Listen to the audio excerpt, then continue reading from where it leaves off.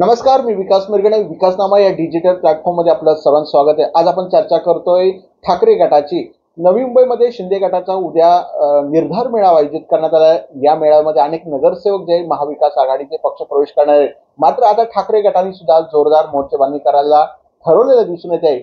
ठाकरे गटाचे नवी मुंबईचे जिल्हाध्यक्ष असलेले विठ्ठल मोरे यांना उपनेतेपद देण्यात आलं. त्यांची बढती करण्यात आलेली आहे. अनेक वर्ष शिवसेनेमध्ये प्रामाणिकपणे काम केलेले निष्ठावंत म्हणून काकांना ह्यावेळेला बढती देण्यात आलेली आहे. आणि सगळे गेले शिंदेच्या शिवसेनेत, मात्र काका काय आपल्या ठाकरे गटाला सोडले नाही. त्यामुळे उद्धव ठाकरेंना न सोडता त्यांनी शिवसेनेतच अर्थात ठाकरे गटात राहण्याचं पसंत केलं.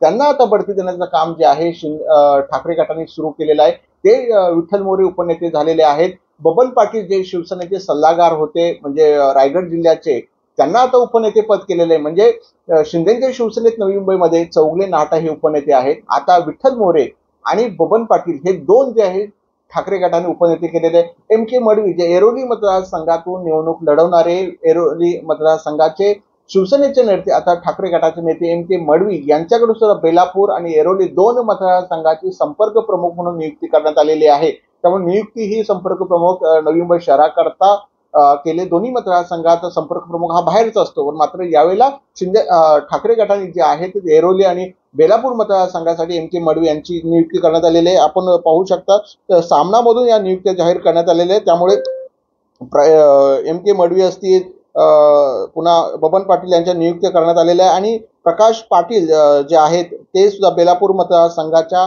जिल्हा अध्यक्षपदी नियुक्ती करण्यात आलेली आहे. ह्या अशा प्रकारे सामनातून आज वर्तमानपत्रातून जाहीर केलेल्या नियुक्त्या आहेत. धन्यवाद.